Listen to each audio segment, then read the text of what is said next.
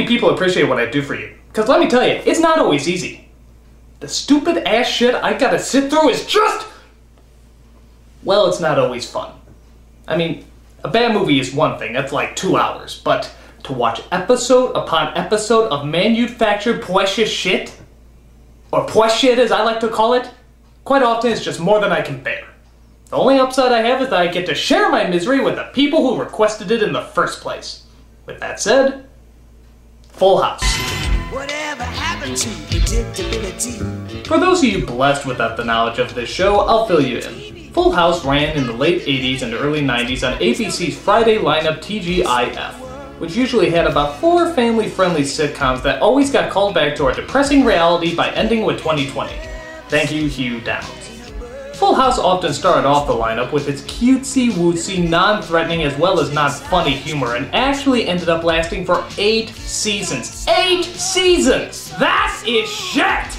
I can't last 8 minutes watching this tripe. How the hell did they last 8 seasons? I mean, it's a genuine mystery. Nobody liked this show, so how the hell did it do so well? Well, let's swallow our dignity and try to find out. So we get a typical mid-80s opening where people at the time just love to fold their arms, laugh, and smile, hoping coincidentally their credits will appear under them while a gender-confused doo-wop band sings about the quirks of life.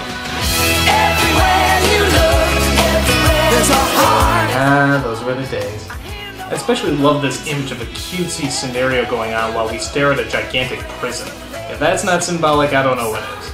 So, what's the story you're pleading me not to tell you? Well, the world's raunchiest family icon, Bob Saget, plays a character named Dan, who just lost his wife to the always horrible, insert name here disease. He lives in San Francisco with his 3 daughters, DJ, Stephanie, and Michelle, played by the pair of twins often mistaken for talented Mary-Kate and Ashley Olsen. But raising 3 girls is tough, so Dan calls upon a guitar player who's not cool and a comedian who's not funny.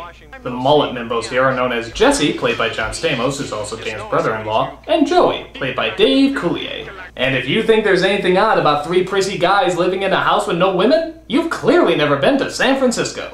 So how bad is this show? Well, let's take a look at the very first joke of the very first episode. The baby's sleeping like a baby. And it's all downhill from there. I mean, I've watched several episodes and not one of these jokes made me laugh. Not one. I didn't even giggle at the sheer stupidity of it. Isn't that, like, statistically impossible? I should have laughed at least once. But talking about it doesn't help. Let's take a closer look at these characters. Jesse, for example, is a tough guy. Well, as tough as a pile of Fonzie's hand-me-downs can look. Let's play ballerina. How do you play ballerina? Catch me. Pose, okay? Turn around. On your tippy toes. Tippy toes, right. This was written, people. Joey is a silly comedian, always making wisecracks and punchlines that quite frankly make you want to castrate yourself.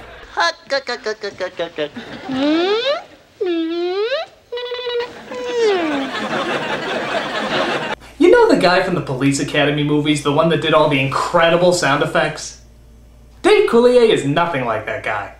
Hi, Michelle. It's me, Kermit the Frog. Hi, it's me, Pee Wee Herman. Ha! Do you want to go to my playhouse? Ha ha! He's like the man of 1,001 impressions. And not one of them right.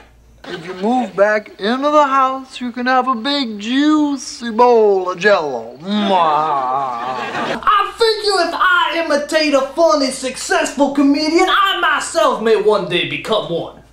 Oh, and did I mention he has a puppet of a woodchuck brilliantly named Mr. Woodchuck? It'd be nice to hold something warm and cuddly that didn't always talk about wood. I'm above that joke. Then you got Dan. His gimmick, I guess, is that he's just clean. Okay, so the first thing you do when you get to the dance is look at all the fire exits. Keep your eye on your coat the entire night, and if the punch smells funny, don't drink it. Oh, and he's a little prissy, too. Okay, let's face it. I'm a lean, mean, hugging machine. Okay, he's a lot prissy. In fact, knowing Bob Saget the way we know him now, this is actually really funny to watch. Anyone who watches Bob Saget stand-up knows that he is a raunchy, raunchy man. And you know that saying all this family-friendly bullshit is probably just killing him. In fact, let's compare Dan Tanner and Bob Saget for a second, shall we? I know exactly how you feel. And I know how much you girls miss your mother. I've banged half the girls in the room, and that is fucking not true. I have not banged anyone here. I stuck my pinky in your butts, a couple of you. She was devastated. It broke my heart to see the tears in her eyes. Fuck that shit. No thanks, I'm good. Do not, kids, don't fuck that shit. You'll get an infection. You listen to me. Dan Tanner, blow me. Bob? You are my number one guy. Then you got DJ, who I have to admit, as she got older, did get consistently hotter. But that didn't change the fact that she had little to no personality. Wow, you have a date and a dress. So far my problem's looking like a bag of chips and a remote control. Life is hell. There's Stephanie also, but she's sort of on the same boat of blandness. Neither characters really make an effort to stand out. Stephanie, what are you doing? Just hanging around. God! And then, of course, there's the gremlin babies themselves, the Olsen twins, as Michelle, who I think literally just had the job of spewing catchphrases. What'll it be, comic? Kibbles or bits? You're going down.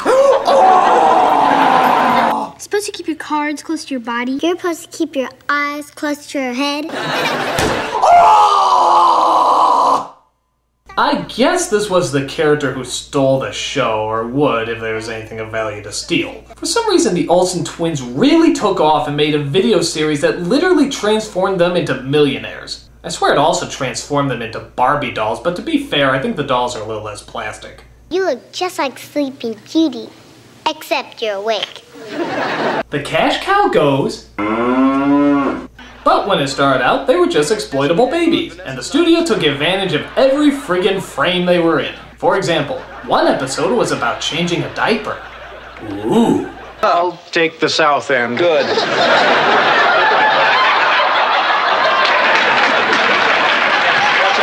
That got an applause, people. That gives you an idea of the kind of humor they deal with on here. But that's not the only pressing issue this show addresses. There's a lot of other gut-wrenching dilemmas that this show dares to challenge. Like, who's gonna do the dishes? Is the hammock gonna be put up okay? And of course, who can limbo the lowest? Let's get ready to limbo! But that's not all. Here's a list of some of the other episodes to give you an idea about how truly exciting this show was. The first day of school, the return of Grandma, Sea Cruise, and Daddy's Home. You know what this is? This is the life of people in picture frames. No issues, no real dilemmas, just a series of cuddly inconveniences. This family makes Norman Rockwell look butch. Grow some balls, will ya? There's other characters who eventually evolved into the show, like Becky, who fell in love with Jesse and eventually married him. Again, she's pretty dull, but I'd be lying if I didn't say she was kind of hot. We're doing the balcony scene from Romeo and Juliet. You know, I did that play in junior high. It wasn't a lot of fun, though. Well, I went to an all-girls school. In fact, I was Romeo. Rather than, oh, I don't know, move out of the house, Jesse and Becky stay together and give birth to twin boys. Yeah, because one set of annoying bad-acting twins just wasn't enough. Do you know what he said? No, just keep nodding. These boys are no actors, as you can clearly see. You can practically see the cue cards they're reading off of. You're no fun anymore. There's also DJ's friend Kimmy, the white female Urkel of the group. I'm practicing the bagpipes for the Scottish Music Festival at the school. You know, every time a joke from Full House is uttered, a poor soul commits suicide. Don't get your kilt in a knot, McGreasy. You see? There's also DJ's boyfriend Steve, whose voice you may actually recognize.